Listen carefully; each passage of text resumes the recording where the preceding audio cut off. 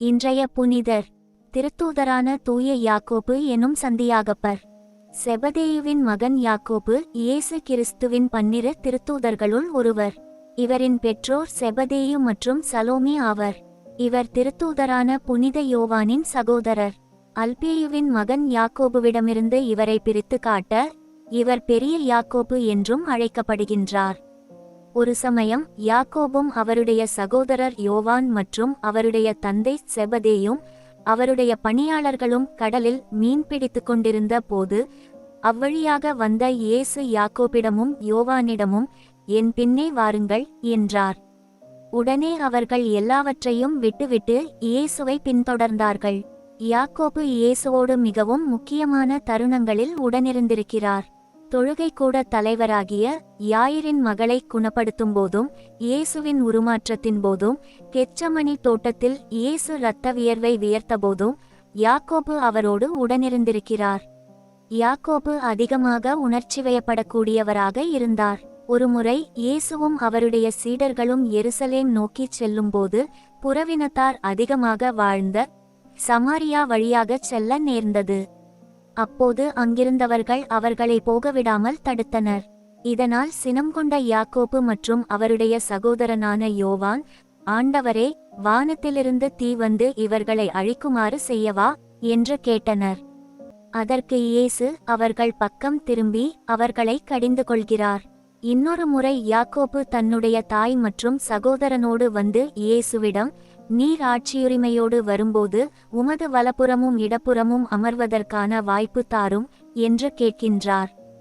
அப்போது இயேசு அவரிடம், நான் குடிக்கப் போகும் துன்ப கிண்ணத்தில் உங்களால் குடிக்க இயலுமா என்று கேட்டுவிட்டு தொடர்வார், என் கிண்ணத்தில் நீங்கள் குடிப்பீர்கள். ஆனால் என் வலப்புறத்திலும் இடப்புறத்திலும் அமரும்படி அருளுவதோ எனது செயலல்ல, மாறாக அவ்விடங்களை என் தந்தை யாருக்கு ஏற்பாடு செய்திருக்கிறாரோ அவர்களுக்கே அவை அருளப்படும் என்று சொல்லி, அவர்களிடத்தில் தலைமை பொறுப்பு என்பது அதிகாரம் செலுத்த அல்ல, பணிவிடை செய்வதற்கு என்பதை தெளிவாக விளக்குகின்றார். இயேசுவின் உயிர்ப்புக்கு பிறகு யாக்கோபு ஸ்பெயின் நாட்டிற்கு சென்று அங்கே சில காலம் நற்செய்தி அறிவித்தார். பின்னர் அந்த பொறுப்பை தன்னுடைய சீடர்களிடம் கொடுத்துவிட்டு யூதேயாவிற்கு திரும்பி வந்தார். அப்போது யூதேயாவை ஏரோது அக்ரிப்பா என்பவன் ஆண்டு வந்தான். இவன் பெரிய ஏரோதுவின் பேரன். இவன் ரோமையர்களை மகிழ்ச்சிப்படுத்த யாக்கோபை பிடித்து சிறையில் அடைத்து பின்னொரு நாளில் கொன்று போட்டான். இவர் கொல்லப்பட்ட ஆண்டு கிபி 44 ஆகும். யாக்கோபுதான் மறைச்சாட்சியாக உயிர்நீத்த முதல் திருத்தூதர். யாக்கோபு கொல்லப்பட்ட செய்தியை கேள்விப்பட்டு அவருடைய சீடர்கள் வந்து அவருடைய உடலை ஸ்பெயின் நாட்டிற்கு எடுத்துச் சென்றனர். 814 ஆண்டு இரிக்லேவியா நகரில் இருந்த தியோடோமிர் என்ற ஆயரின் கனவில் யாக்கோபு தோன்றி தன்னுடைய உடல் கம்போஸ்டெல்லா என்ற இடத்தில் இருக்கின்ற செய்தியை வெளிப்படுத்தினார். அதன் பிறகு அவருடைய உடல் இருந்த இடத்தில் பெரிய ஆலயம் ஒன்று கட்டப்பட்டது. அது இன்றைக்கு உலகின் மிக முக்கியமான 3 திருத்தலங்களில் ஒன்றாக கருதப்படுகின்றது.